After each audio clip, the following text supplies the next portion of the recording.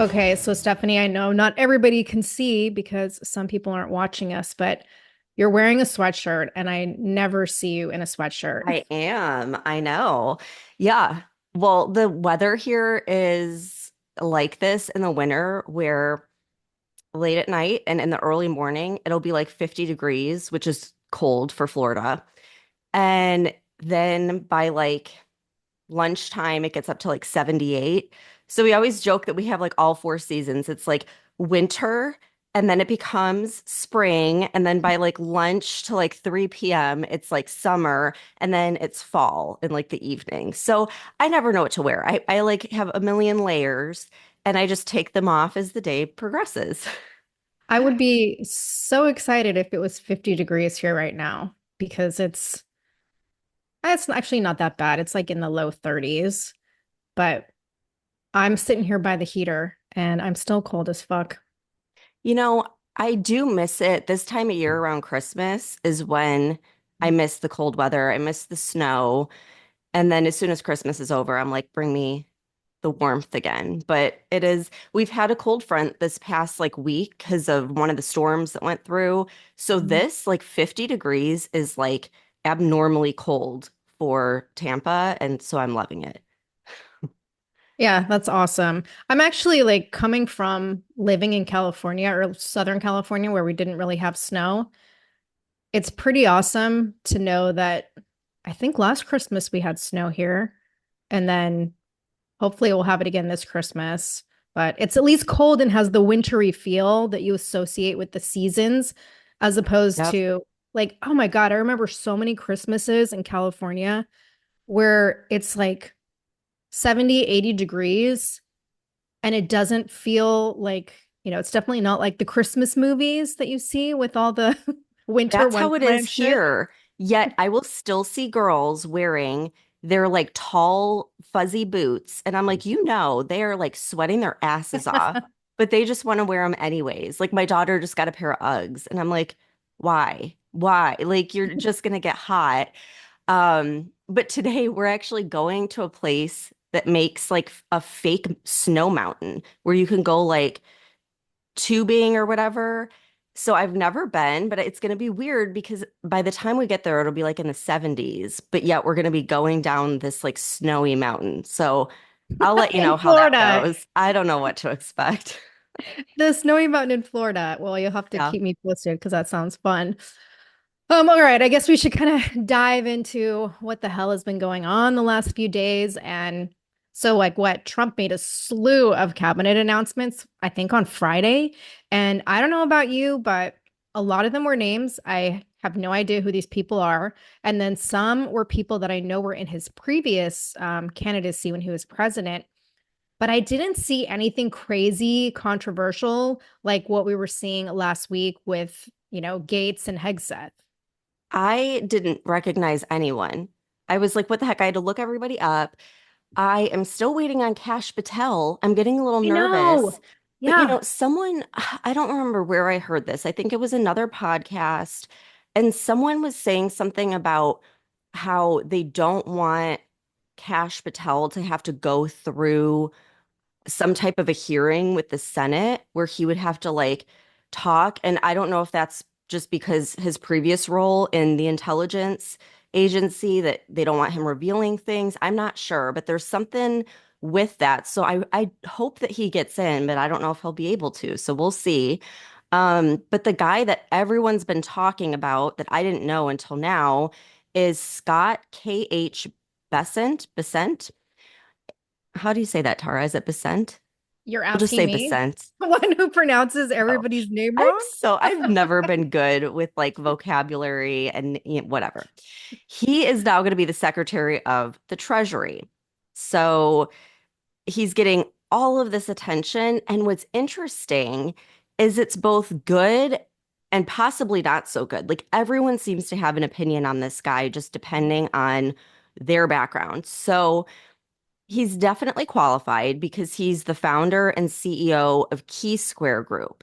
Now, this raised some eyebrows, and I started digging and don't really have that good of a feeling about it because When he started the business, he got a $2 billion anchor investment from none other than George Soros. Mhm. I'm like, are you kidding me? Major red flag. Well, it turns out that he used to be partner of Soros Fund Management going all the way back to the early 90s, but up until 2015 when he started Key Square Group. So having this like billionaire with ties to George Soros, I just feel a little uneasy about that. But people are saying that he truly is the best at what he does. And they're saying, you know what? He knows how to play the game because he's been around these elites like Soros. And I feel a little bit better because this morning when I was getting ready, the Morning Wire played a clip where they actually interviewed him and they were asking him about this. So I'm just gonna play this clip and you can hear his response. The Soros money management organization was kept very separately from George Soros's foundations. And if you look back at the history of the CIOs, whether it's myself, Dan Druckenmiller, Bob Bishop, Bob and I are big Trump supporters. The other thing I always tell people is who are the most anti-communist people you know? It's people who come from communist countries because they've seen what it's like on the inside. I mean, I thought that was a pretty good answer, but again, I'm a little skeptical of this guy. Was he talking about himself or George Soros? No, I think he was talking about himself. I think he was trying to say, like, if someone came from a communist country, like they fled a Oh, communist country, you wouldn't be thinking, oh, they're a communist. Like you're thinking, okay, they get okay. it. And so I think he's trying to say, like, he understands because he was like in the lion's den or whatever. That totally went over my head. Okay. But I could be wrong. Like, that's what I mean. This guy, like, I don't know. I don't have a 100% like good feeling on him. So, Yeah, you know what? The Soros, just the name Soros makes me uncomfortable.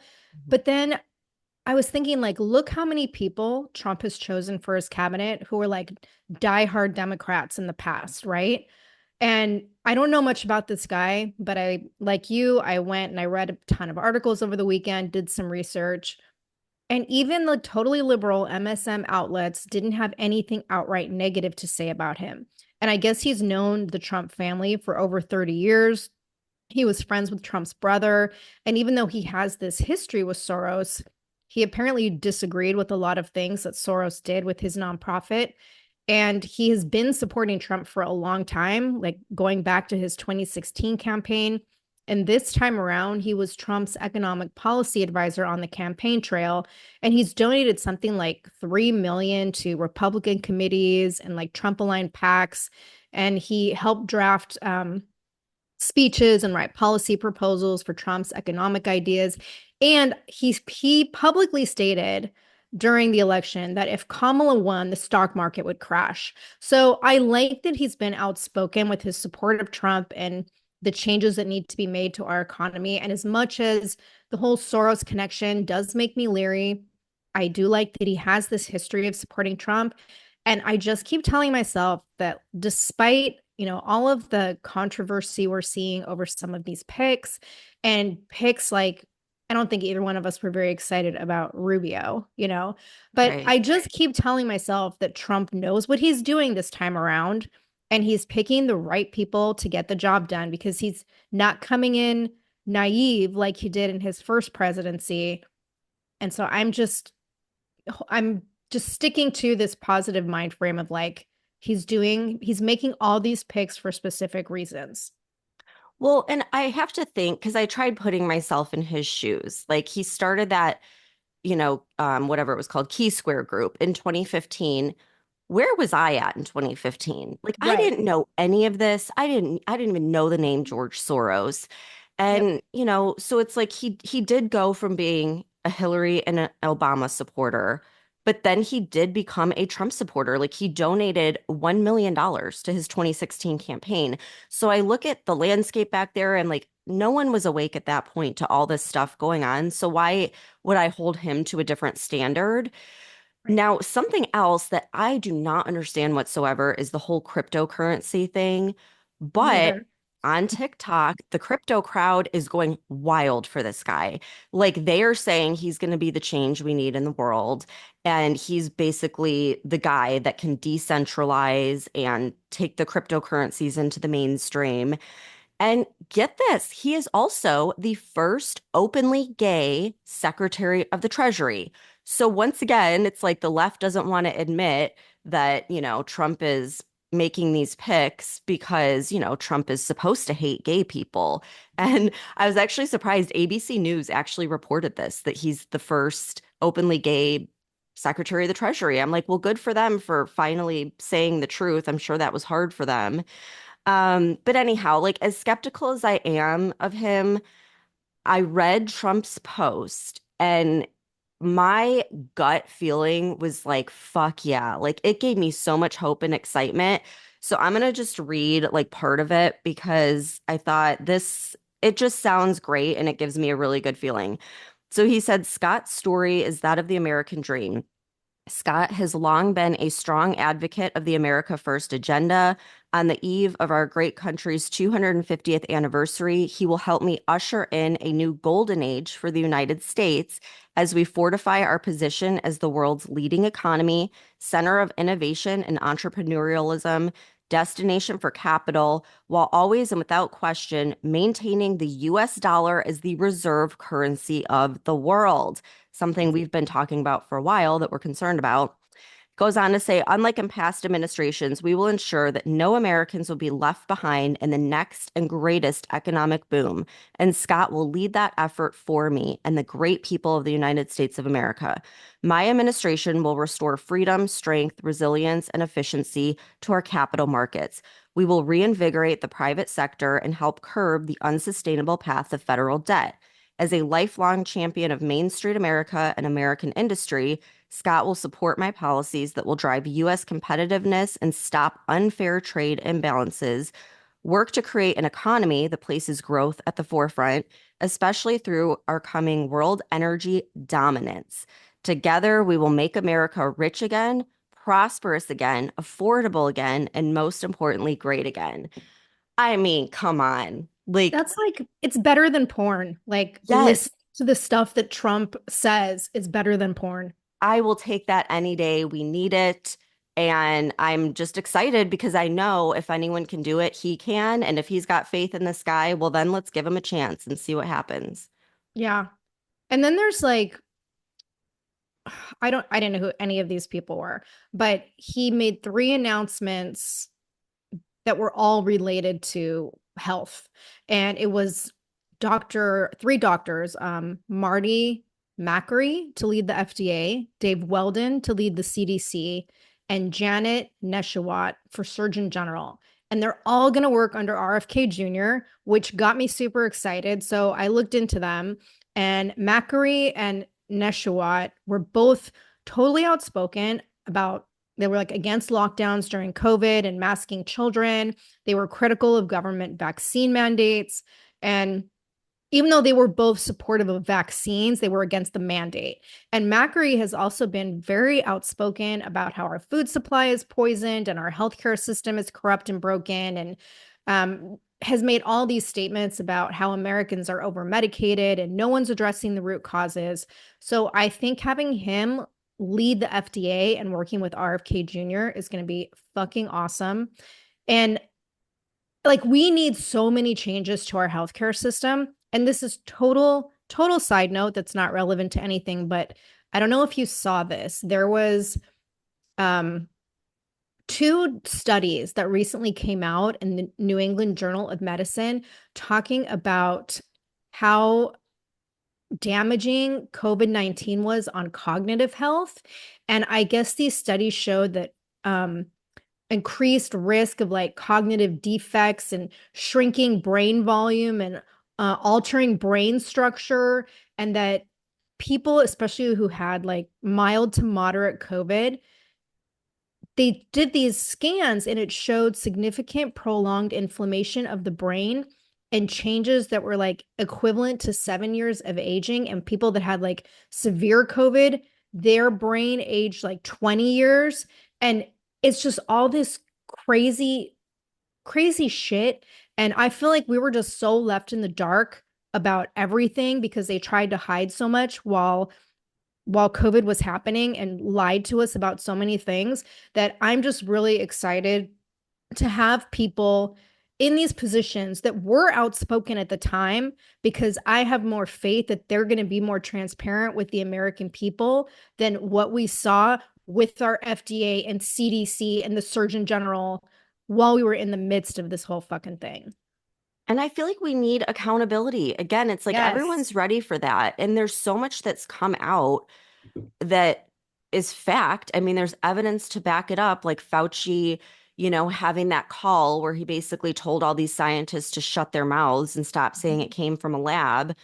Nothing ever came of that. Like, we need to bring that to the light and get some answers. And if they don't want to comply, arrest the guy, arrest Fauci. I mean, come on. Yep. Like, so many bad things have happened as a result of everything that guy did. There needs to be accountability. And if anyone's going to do it, it's RFK and like this Yes. whole group, because this whole group has been publicly attacked. Like, they tried to tarnish their entire reputation Yeah.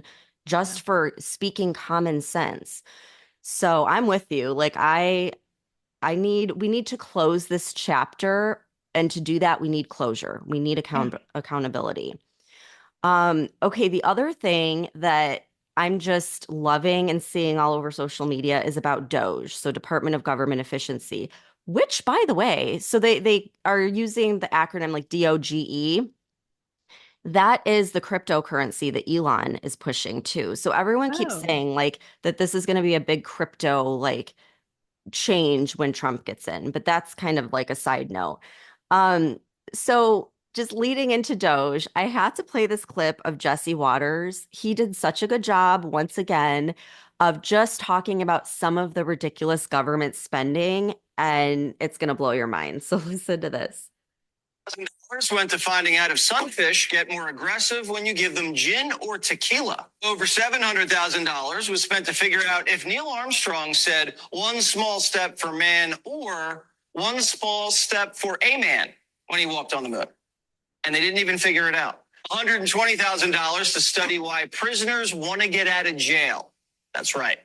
120 grand for that. And 1.5 million went to encourage people in New York to play more video games. But Democrats have decided this is the hill they're going to die on.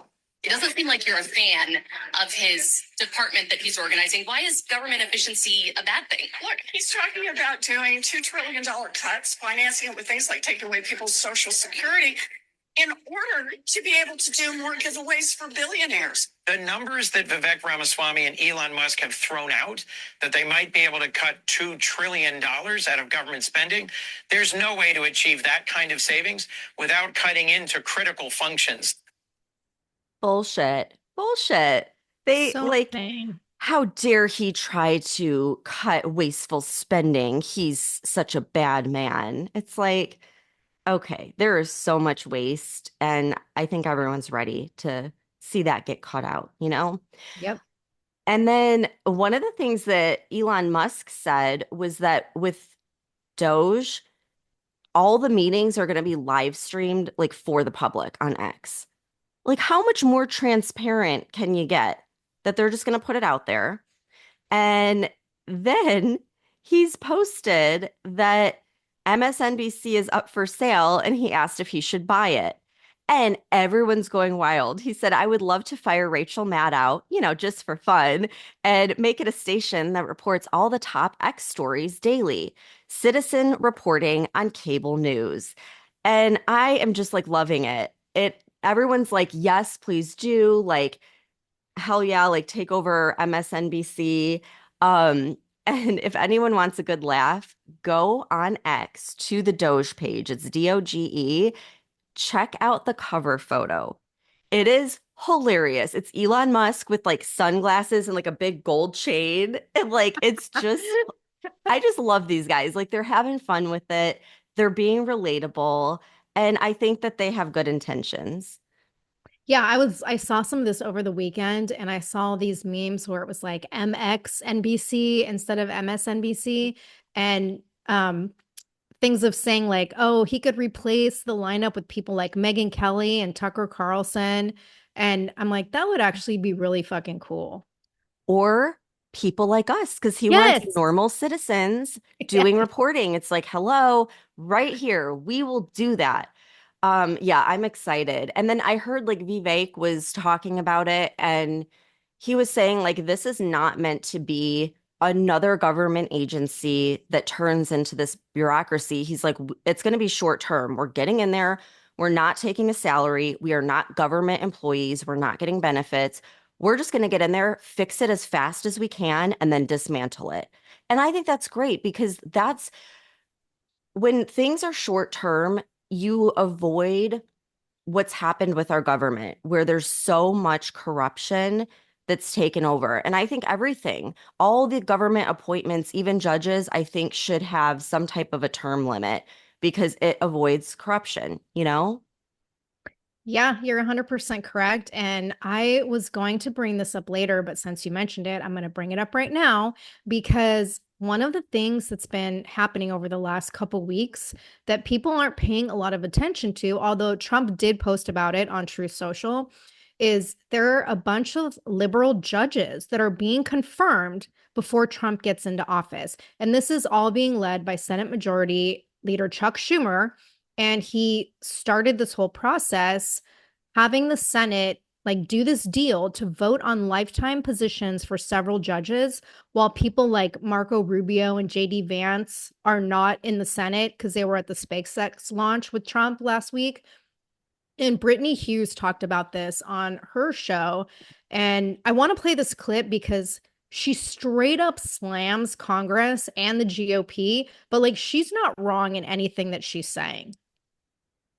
One of us. And Chuck Schumer is looking at 60 days until his party loses control of the presidency and both houses of Congress and, a Supreme Court that might end up with one or two more Trump appointees sitting on the bench before everything is said and done. And the only cards that he has left is to make sure that Democrats take advantage of the next 2 months and stack as many judges on the bench as they possibly can. It's important to remember here, by the way, that the Democrats do not have a handy majority in the Senate. It is currently split 50-50. Joe Manchin is still occupying the Senate seat from West Virginia. He tends to break and vote with Republicans in many cases. Kamala Harris is in Hawaii, so she can't even be a tie-breaking vote. But unfortunately, the Republicans who are currently elected to office, Republicans have so many senators who are not currently on Capitol Hill doing the jobs that taxpayers paid them hundreds of thousands of dollars a year to do. They're elsewhere. They're elsewhere. And this is how Chuck Schumer is managing to shove through so many Democratic appointees to federal lifetime judicial appointments because the Republicans are literally not in town to do their jobs. Ted Cruz was in Texas watching a rocket launch with SpaceX earlier this week. Bill Hagerty was in Mar-a-Lago because he is mulling over a potential cabinet nomination. JD Vance and Marco Rubio, of course, are going to be frequenting the Senate less and less because they're getting ready to become vice president and secretary of state, respectively. They did come back to D.C., I think, on Wednesday and were there for some votes. But Republican absences have seriously been hampering the GOP's ability to hang up these judicial appointments. All in all, Democrats have confirmed 216 of Biden's picks for lifetime judgeships so far during his presidency. Over a dozen nominees are currently awaiting confirmation. One was just confirmed yesterday, and Schumer is able to ram these appointments through to lifetime appointments on the bench with a simple majority vote because there's not enough Republicans currently on the Hill doing their jobs to stop him. Which can I just say, irrespective of your political party, irrespective of whether you want these judges on the bench or not, regardless of whether you are left or right, regardless of who you voted for in this most recent election, can I just say, this right here just proves why we need major reform in Congress. This right here, because in no other sector, in no other job, could you literally just not show up to work and not do the tasks that you were hired to do and are currently getting paid to do still get paid, still get healthcare benefits, still get a fantastic retirement. Nowhere else in America could you just jet set all over the place doing fun things and rubbing shoulders at the cool kids table and just ignore the job that you were hired to do and still get paid. No. Anybody else, any other one of us would be fired. If I just didn't report for my job one day or multiple days in a row, just didn't do what I was supposed to do, I would get fired. I would lose my job. Try that at your job and you're done. But apparently members of Congress, senators, can just not be on the Hill, can just not be there to cast votes on important things like judges being seated for lifetime appointments who get to then make decisions that impact the lives of the millions of people who live in this country, who hired you to make sure that we're putting the best people for the job on the bench. You're not there to do that. And so now Chuck Schumer is going to get like a dozen new federal judges overnight for literally no other reason than there weren't enough Republicans on the Hill to stop him. Like, this is why I'm excited about Doge. Like, shit like this it's so fucking shady. And the fact that they're doing all this right now, it's just so fucked up. I 100% agree. And I don't understand, like, I get in a normal situation where an administration's leaving, no normal administrations don't make a bunch of changes. It's like they kind of go on break. We know that's not happening with the Democrats. They're going to try and do as much as they can in these final, few weeks or whatever. So yeah, all of those people should be there instead of watching a fucking rocket launch. Yeah. And I just, the other thing that like pisses me off is these people are getting what, like $200,000, maybe more, maybe a little less, but way more than the average American. Like she was saying, look at how many breaks they get. It's like every year, it's like, okay, we're going to pass this omnibus spending bill because God forbid we have to work all the way up until Christmas. We want our month-long break or whatever. Where else in this country are people taking that much time off? It's just get rid of that. Like work, you guys are making a lot of money. You're getting great benefits. You should have to show up for every single vote. I like still stand by what I've said all along. We need fucking term limits in Congress. People should have to, like everyone else in the world, go out and earn these spots every day. And this is my problem with like federal jobs in general. It's great that you have job security, but what it does is it basically, for so many people, just you lose any inspiration or motivation to actually do your job because now you have this guaranteed job, like Yeah. no matter what. And I think that's fucked. Well, and especially with judges, like Yeah. why do they get lifetime appointments? I'm personally against that because I mean, sometimes they're making life or death judgments. And, Yeah. you do become a little jaded over time. Again, you open yourself up to corruption. I think everything should have a term limit. And yes, sometimes that's not going to work out in the favor of Republicans, and sometimes it's not going to work out in the favor of Democrats, but it roots out a lot of corruption and just bullshit that happens because people know they're guaranteed a job. Yeah, So, exactly. I mean, yeah, can we change that? I don't know, but we'll see. So this is like off topic a little bit, but it's all over social media. It's a really big deal. And it has to do with the DOJ because they are forcing Google to sell off Chrome. So Chrome is like the search engine, like the web browser. And I wanted to talk about it because I brought this up in August where there was this landmark antitrust ruling that Google was monopolizing the search engine market because Chrome completely dominates the market. Like they are the default on iPhones, on Androids. So basically, anyone with a smartphone, you're using Chrome. And so now the DOJ has come out with this ruling where they're forcing them to sell it off and in turn automatically void the contracts with iPhone and Android. So this is like Okay. a major drastic step. Okay, before you continue, I'm going to sound really stupid, but I think anyone who listens to our show knows that I am like a tech idiot.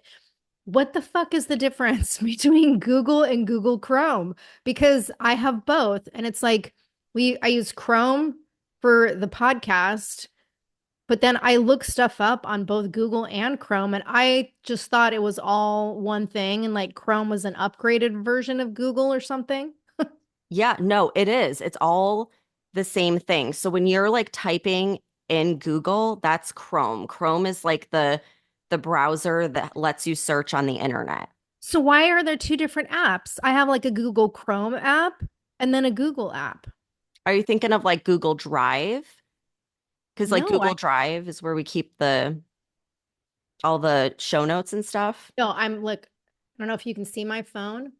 There's Google and then Hmm. there's a Google Chrome. Like Oh, they're two totally separate apps, but they do I the same thing.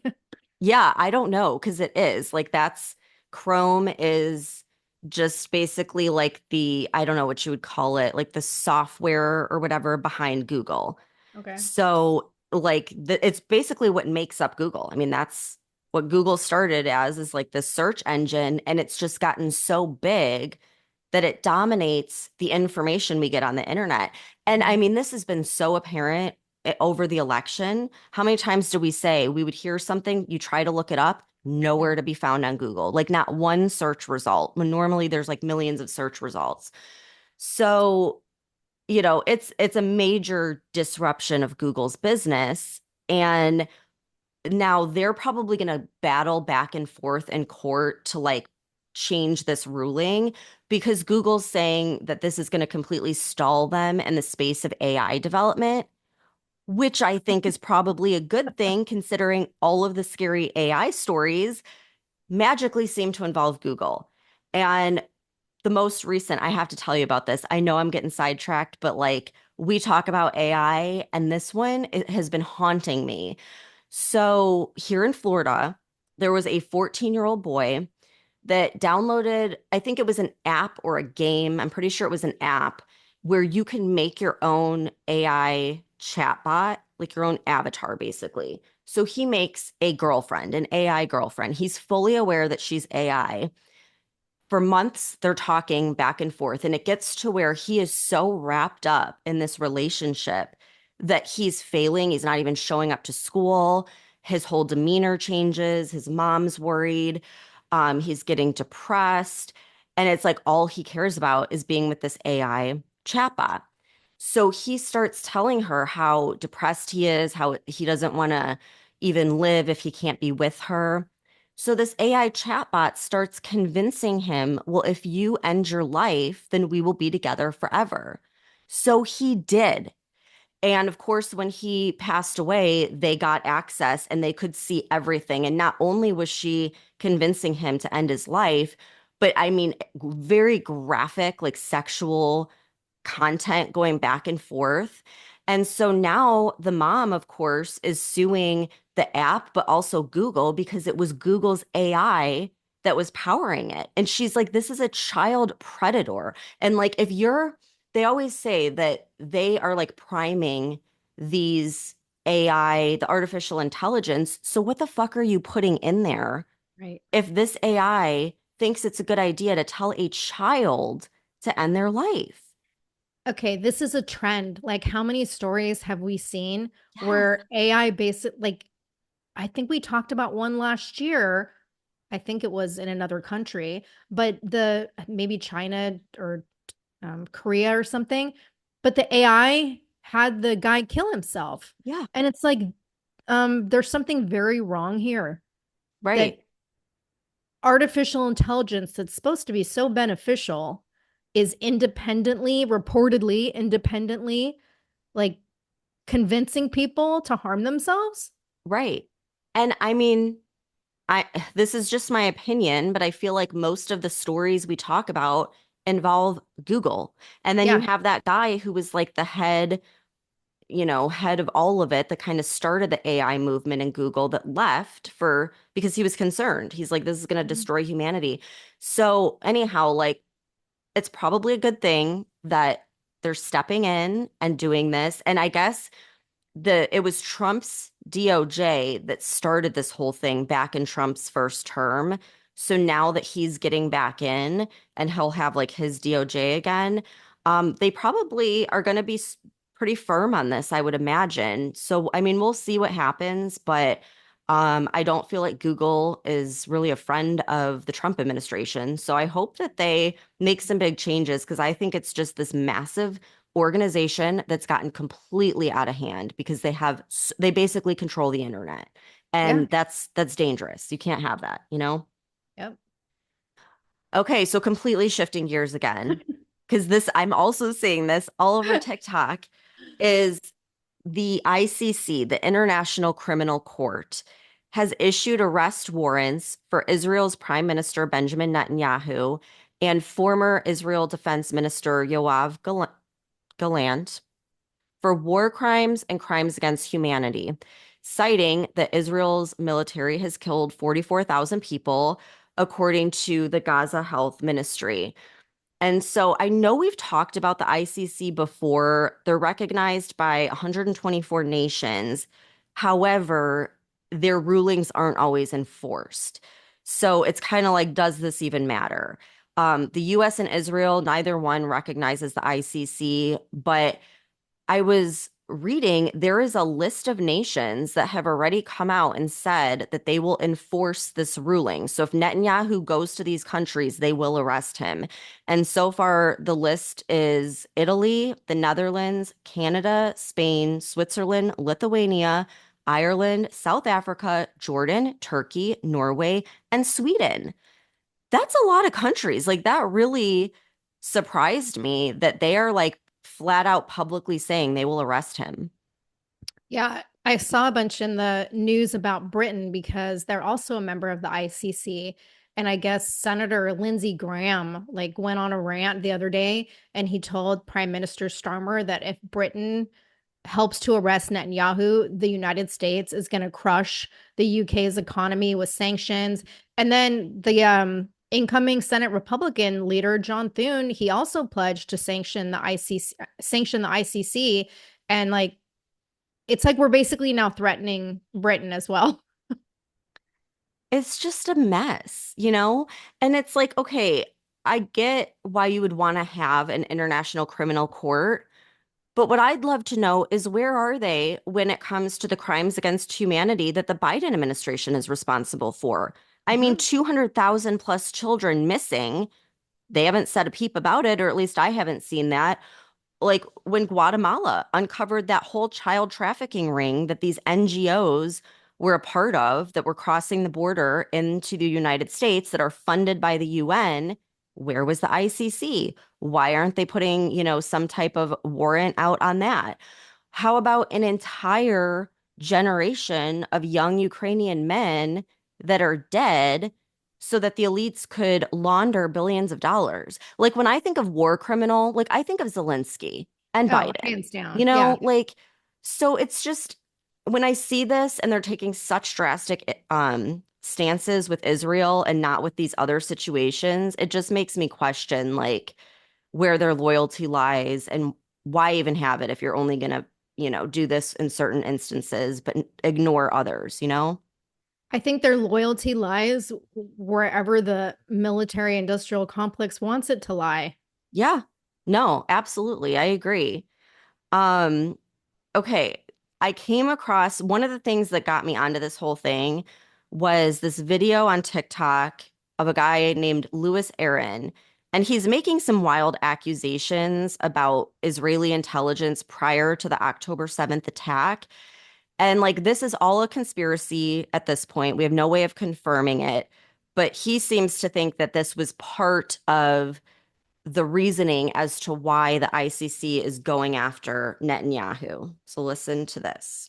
Being investigated for blackmail, but this is what happened. A few hours before the October 7th attack, Benjamin Netanyahu's team allegedly received information that all these SIM cards in Gaza were being activated, which would indicate that Hamas are getting ready to come in and attack. But they're denying that the Prime Minister's team was contacted hours before the attack, but they're also being investigated for changing the phone records and the records of the meetings to make it look like they didn't know. And the person who was detained and charged yesterday has been charged with leaking selling false intelligence to the media to manipulate the people's opinion on the war so it could continue. And on top of that, it gets so much worse. Benjamin Netanyahu is trying to introduce legislation into parliament to stop an independent inquiry about the failures of October 7th. And he's trying to change the laws so he can appoint the people who will investigate himself. Okay, so again, like that could all be bullshit. I don't know, but like I've been saying this all along. How did the most advanced intelligence agency in the world not see the attack on October 7th coming? Like, and why did it take hours to get there and help all those people that were being slaughtered? You know, and I remember like hearing the stories of the people that did survive. Like one girl said she hid under the stage for hours before she finally heard someone talking in Hebrew. Like it took hours for them to get there. And all of these people that were in the IDF, because everyone does go into the IDF when they're young, they all commented like how you couldn't drop a pin in Israel without them knowing about it because the surveillance is that good, especially near the border, which is where that happened. So how did these guys come in on parachutes, have hours to kill everyone before being stopped? And like it just never made sense to me. No one's ever given a reasonable explanation. And it's just, like, am I missing something here? Am I just being completely wild? Because I just think that's very odd. No, I remember we were asking these questions when the conflict first started, and it's what, a year and a half later, 2 years later, maybe? I don't know. And we still haven't gotten solid answers on anything. And the more research that I've done since we've been doing this podcast, the more I'm just convinced that nothing happens without knowledge of the US military industrial complex. And Yes. I like it wouldn't remotely surprise me if we were somehow involved in starting this whole conflict and we're complicit in fucking everything. Yeah. And it's so huge and so evil and almost unfathomable. And again, if we hadn't been talking about everything we have and delving into so much shit for the last 2 years, I wouldn't believe any of it. But it's Right. Well, and here's the thing with the whole Israel and Gaza thing, it's like most people are taking it completely out of context where it's like, if you think that there was some shady shit going on, then you're anti-Semitic and you hate the Jewish people. But it's like, I feel like our own government, I know our own government in the United States has done shady shit, like with the border. yeah. Do I think all Americans are bad? No, I think it is this elite group. And just like with Ukraine, I think there's war crimes probably happening. Does that mean America is bad? No, it means the elites behind the scenes running the people in power. So I don't even think it's Netanyahu. I think it's the people who are the puppeteers. And where there is war, there is the military industrial complex. Yeah. Why would they not run to the rescue on October 7th if they had intelligence? Well, maybe because they wanted to start a war. Well, who would want to start a war? Who would benefit from that? The military industrial complex and the elites that are going to build a port in Gaza and needed to remove and get everything out of the way. So it's like, yeah, that could all be wrong, but I don't know. I just think it's not the people, it is the elites in charge. Yeah. And unfortunately, it makes everyone go against Gazans or against Jews, and that's wrong. Like it is these elites that are in charge that are to blame, and that's it. And that's why I'm really hoping that Trump will be able to come in and do the things that he says he's going to do to completely like tear down and realign our government. Because until somebody does that, we're just going to continue this cycle. Mhm. And the military industrial complex fucking runs the world. I mean, the bottom line is they do. And it's not going to be an easy thing to get rid of them, but we sure do have an awesome team to try. So Yeah. I guess we'll see. But the other thing I want to bring up, speaking of all this, because okay, we've just been for months now distracted by this threat of World War III being on our doorstep, this focus on, now what is it, the last couple weeks scrutinizing Trump's cabinet picks. And what's going on in the background is the Biden Harris admin I don't even know if I should call it that anymore. But our government is just going on this total spending spree and continuing to waste American taxpayer dollars on nonsense.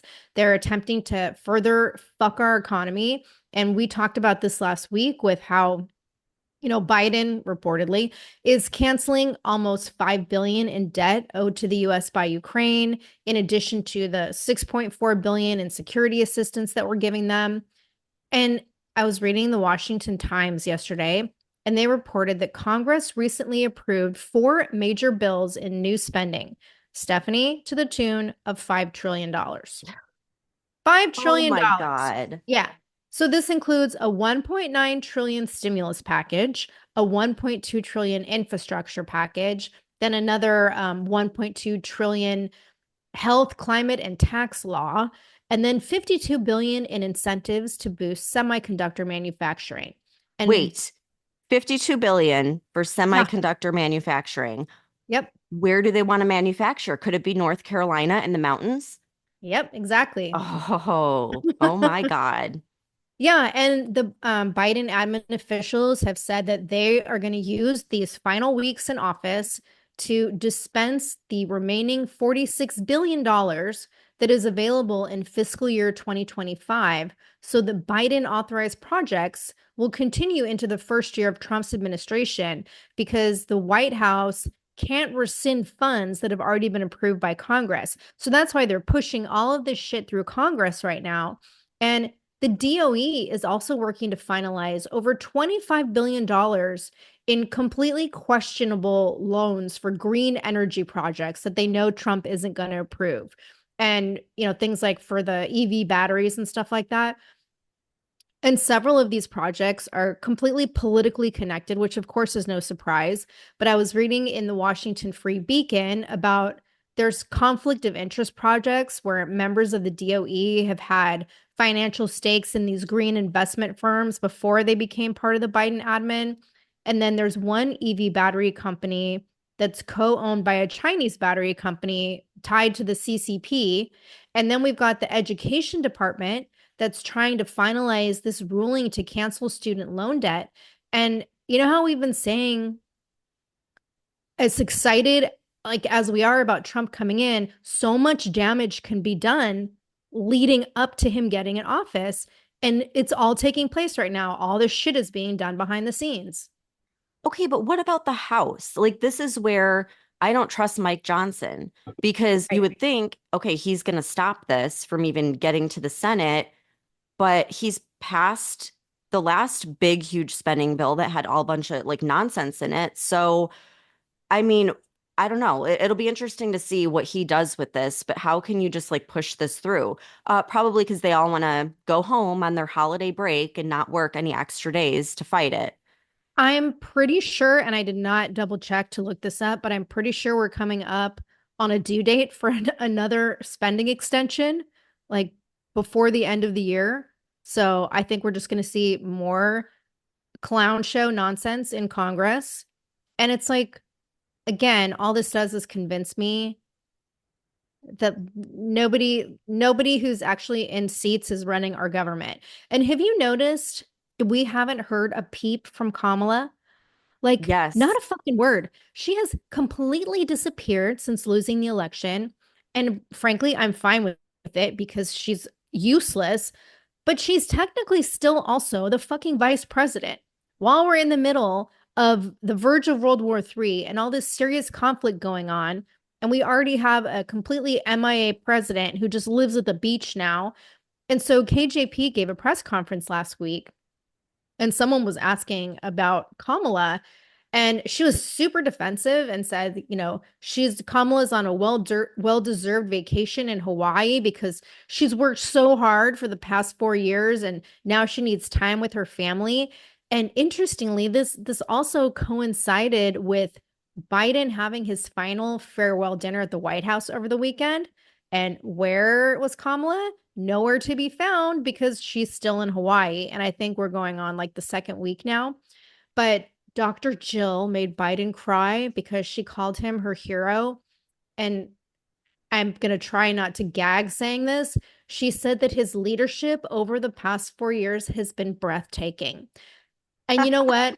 I also found it breathtaking, but probably not in the same way as Dr. Jill, because mine has been more like a sucker punch to the gut that sucks the Yep. breath out of me rather than, something beautiful. But again, like this whole thing is it just proves that we have a puppet government where our, leaders, I'm saying in air quotes, they're all fucking irrelevant. Anyone Yeah. that's in these seats is irrelevant because it's all a fucking sham. And it's like she needs a much needed break. She's not going to have a job in 2 months. You're going to I have know. as long of a break as you want. But no, you pick when we're on the verge of World War III, which is probably good because she can't handle anything serious. We found that Yeah. out. She made it abundantly clear. So it's probably better that she's not here. And then come to think of it, like before she was running to be president, we didn't see her anywhere. She was Right. nowhere to be found, especially on major issues. So she's hiding. Like she's whatever. She's basically resigned at this point, and it's probably for the best because she should not be there fucking things up any further. But again, it's just ridiculous. Like such waste in our government. And it proves like she definitely wouldn't have been able to handle any major issues that would have come up. So thank God she didn't get in. So that would have been a Yeah. night. But I think we just still need to keep our eyes open because I guess it's what, less than 2 months now? It's the 25th. Yeah. Hmm. Less than 2 months, but that's still a long time for a lot of shit to take place before Trump gets into office. And they're trying to do things that are not reversible. Yeah. Well, we'll see what happens with this spending bill. Now, the one time I actually would like them to delay this Right. is It's now. now. Like maybe that's what Mike Johnson will do is just say, we'll extend it and we'll meet again in a few months or whatever Yeah. to talk about it, which in that case, fine. So that way they can't push through all this nonsense. But it's going to be probably a chaotic month Mhm. because they're like a bunch of children throwing a temper tantrum. Yep. So we'll see what happens. We'll keep everyone up to date. But thanks for tuning in. Have a great week, and we'll see you back here on Wednesday.